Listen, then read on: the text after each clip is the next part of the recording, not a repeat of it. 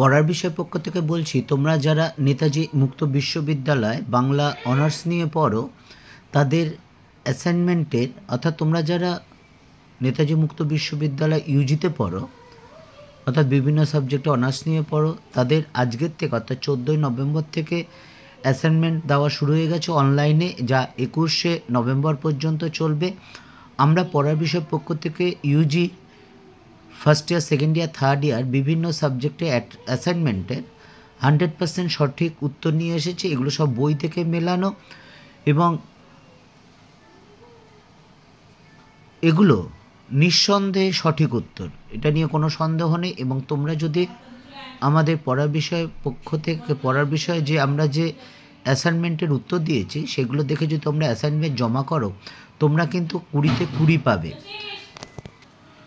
তোমরা জানো তোমাদের 10টা অ্যাসাইনমেন্ট কোশ্চেন দেওয়া থাকবে অনলাইনে এবং 4টে অপশন দেওয়া থাকবে, এবং তার মধ্যে যেটা ঠিক সেটা ক্লিক করতে হবে। এবং আমরা পড়ার বিষয় পক্ষ থেকে আমরা সঠিক উত্তরটাই শুধু নিয়ে এসেছি, কাজে তোমরা কিন্তু এগুলো দেখে করো এবং তোমরা নিঃসন্দেহে 20তে 20 পাবে।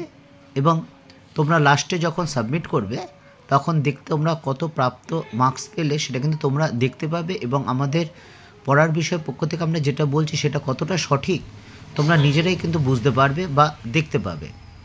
কাজে চলো আর কথা না বাড়িয়ে আমরা শুরু করি। আরেকটা কথা লাস্ট যেটা বলছিলাম, তোমরা যদি অ্যাসাইনমেন্টে 20তে 20 পেয়ে যাও তাহলে কিন্তু তোমাদের পাশ করা অনেক সহজ হবে এবং ভালো নাম্বার পাওয়াও কিন্তু সোজা হয়ে যাবে, অনেক সহজ হবে। কাজেই অ্যাসাইনমেন্টগুলো ভালো করে দেখে করো এবং তোমাদের যাতে কোনো ভুল না হয়। তা চলো শুরু করি। দেখো প্রথমটা, দেখো শ্রীকৃষ্ণ কীর্তন গ্রন্থটি কয়টি খণ্ডে বিভক্ত? উত্তরটা হচ্ছে 13টি খণ্ডে। 2 নম্বর, কোন গ্রন্থটি প্রথমে রবীন্দ্র সমুচ্চয় নামে প্রকাশিত হয় এবং পরে তার প্রকৃত নাম জানা যায়? উত্তরটা হচ্ছে সুভাষিত রত্নকোষ। 3 নম্বর, দেখো কবি রঞ্জন কোন কবির উপাধি? রামপ্রসাদ সেন। 4এর প্রশ্নটা দেখো, রাজা লক্ষণ সেন কবে সিংহাসনচ্যুত হয়? 1202 সালে। 5 নম্বর প্রশ্নটা দেখো, শ্রীকৃষ্ণ কীর্তন পুঁথি আবিষ্কারের ফলে যে সমস্যা দেখা দিল তা হলো চণ্ডীদাস সমস্যা। 6 নম্বর, না রবে প্রসাদ গুণ না হবে রসালো অতএব কহি কথা যাবনি মিশাল কোন কবি নিজের কাব্য সম্পর্কে একথা বলেছেন? ভারতচন্দ্র। 7 নম্বর, পাল রাজারা কোন ধর্মাবলম্বী ছিলেন? বৌদ্ধ ধর্মাবলম্বী ছিলেন।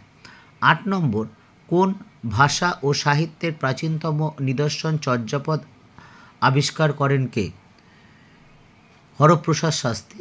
9 নম্বর প্রশ্ন, কোন গ্রন্থের অনুসরণে আলাওল পদ্মাবতী রচনা করেন? পদু মামদ। এবং লাস্ট প্রশ্ন, আমি একদিনও না দেখিলাম তাকে আমার বাড়ির কাছে আরশি নগরে এক পড়শি বসত করে। কার লেখা গান? লালন সাঁই। এই ছিল তোমাদের নেতাজি মুক্ত বিশ্ববিদ্যালয় ইউজি CCB1 অ্যাসাইনমেন্টের 10টি একেবারে নির্ভুল সঠিক উত্তর।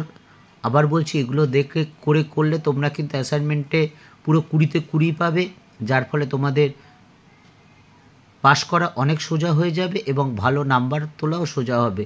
কাজেই তোমরা পড়ার বিষয় পক্ষ থেকে এটাই বলার যে তোমরা এই চ্যানেলটি ফলো করো, যদি ভালো লাগে এবং যদি উপকার হয় একবার একটা করে দেখো। যদি তোমরা 100% মার্কস পাও অর্থাৎ 20 মার্কস পাও তাহলে এই চ্যানেলটি সাবস্ক্রাইব করো বা লাইক করো বা বেল আইকন টিপে রেখো, কারণ তোমরা ফল না পেলে কিন্তু অবশ্যই করা উচিত নয়। এটাই কিন্তু আমরা পড়ার বিষয় পক্ষ থেকে মনে করি।